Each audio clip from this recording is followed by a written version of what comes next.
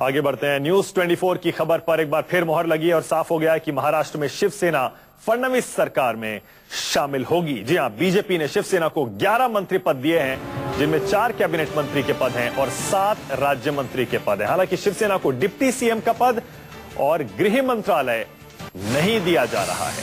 खबर है 2-1 के फॉर्मूले के तहत बीजेपी और शिवसेना में यह डील हुई है, यानी महाराष्ट्र सरकार में जितने मंत्री बीजेपी के होंगे उससे आधे शिवसेना के होंगे। न्यूज 24 ने, आपको याद ही होगा, 10-12 दिन पहले ही आपको यह बता दिया था कि शिवसेना महाराष्ट्र सरकार में शामिल होगी और अब हमारी इस खबर पर पक्की मोहर लग गई है। आपको बता दें, पिछले कुछ दिनों से बीजेपी शिवसेना में बैठकों का दौर लगातार जारी था, जिसकी सूचना सार्वजनिक तौर पर दोनों तरफ के नेताओं ने भी दी थी। यह बात मानी थी कि हां, बातचीत चल रही है और अब यह डील पक्की हो गई है। कुल मिलाकर 11 मंत्री पद, खबर यह आ रही है, बीजेपी शिवसेना को महाराष्ट्र सरकार में देने जा रही है, जिनमें 4 कैबिनेट मंत्री के पद हैं और 7 राज्य मंत्री के पद। चलिए अब आपको फॉर्मूला दिखा देते हैं कि बीजेपी और शिवसेना में महाराष्ट्र सरकार में शामिल होने के लिए आखिर डील क्या हुई है। देखिए, 2-1 का फॉर्मूला है, जितने मंत्री बीजेपी के उससे आधे शिवसेना के होंगे। 11 मंत्री पद शिवसेना को दिए जाएंगे, जिनमें 4 कैबिनेट मंत्री के पद होंगे और 7 राज्य मंत्री के। डिप्टी सीएम का पद जो शिवसेना बहुत जोर से मांग रही थी, वो नहीं दिया जाएगा और साथ ही कोई और बहुत बड़ा मंत्रालय भी नहीं दिया जा रहा है। गृह मंत्रालय मांग रही थी शिवसेना, वो भी बीजेपी ने अपने पास ही रखा है। मुंबई से सिद्धांत जुड़ गया हमारे साथ और जानकारी के साथ। सिद्धांत, पता चला है कौन कौन से मंत्रालय दिए जा रहे हैं शिवसेना को? डिप्टी सीएम और गृह मंत्रालय तो नहीं दिया जा रहा है जो शिवसेना मांग रही थी, तो किन किन मंत्रालयों पर जाकर ये डील हुई है?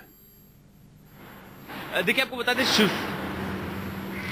बता दें शिवसेना बीजेपी के बीच लगातार 2 दिनों से, जब से पेट्रोलियम मिनिस्टर धर्मेंद्र प्रधान और चंद्रकांत पाटिल उद्धव ठाकरे से मिलने गए, तब से मुलाकातों का सिलसिला जारी है। लेकिन अब जो खबर आ रही है वो ये संकेत आ रहे हैं कि शिवसेना सरकार में शामिल होगी। अगर मंत्री पद की बात करें तो कुल 11 मंत्री पद शिवसेना को दिए जाएंगे, जिसमें से 4 कैबिनेट और अन्य जो मंत्री हैं वो राज्य मंत्री बनाए जाएंगे। जो कि एक सबसे बड़ी चीज निकल के सामने आ रही है वो ये है कि जिन 2 अहम मंत्री पद पर शिवसेना अड़ी हुई थी सरकार में शामिल होने को लेके, वो मंत्री पद है उप मुख्यमंत्री और गृह मंत्री। जो कि खबर आ रही है बीजेपी ना ही उप मुख्यमंत्री और ना ही गृह मंत्री शिवसेना को देने को तैयार है।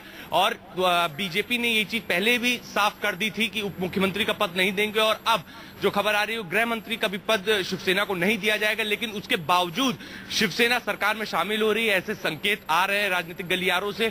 दूसरी जो अहम चीज है वो ये है कि शिवसेना ने महाराष्ट्र में जितने भी बड़े महामंडल हैं, जैसे म्हाडा है या जितने भी कोऑपरेटिव हाउसेज है, उनको मांगा है, उनकी अध्यक्षता मांगी है।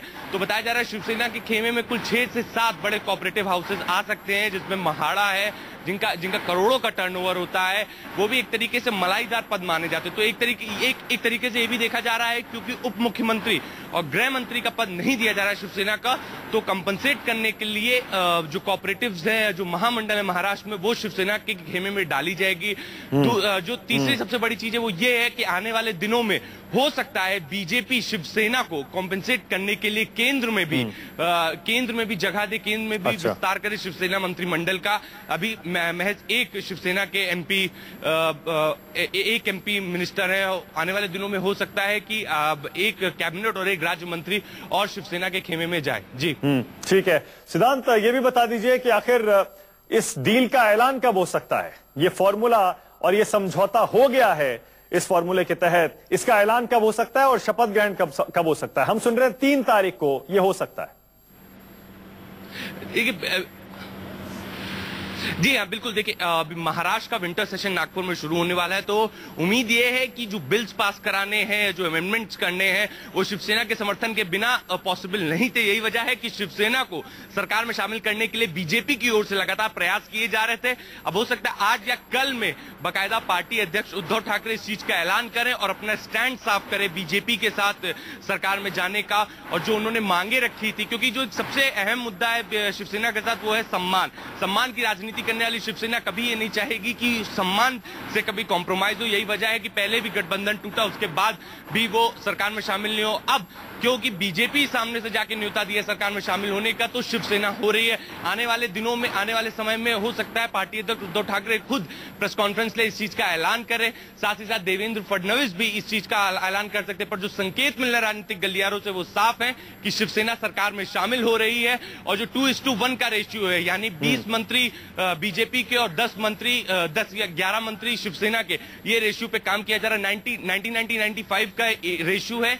लेकिन अब इस रेशियो में बस एक जो अलग है वो ये है कि उप मुख्यमंत्री का पद और गृह मंत्री का पद बीजेपी रख रही है। तो कहीं ना कहीं ये देखा जा रहा है कि शिवसेना सरकार में शामिल हो रही है, लेकिन जिन मुद्दों को जिस पद को लेकर शिवसेना ने आधार बनाया था, जिस पद जाहिर है इसका मतलब साफ है शिवसेना को काफी नरमी बरतनी पड़ रही है, अपनी स्टैंड से पीछे हटना पड़ रहा है। बहुत बहुत शुक्रिया।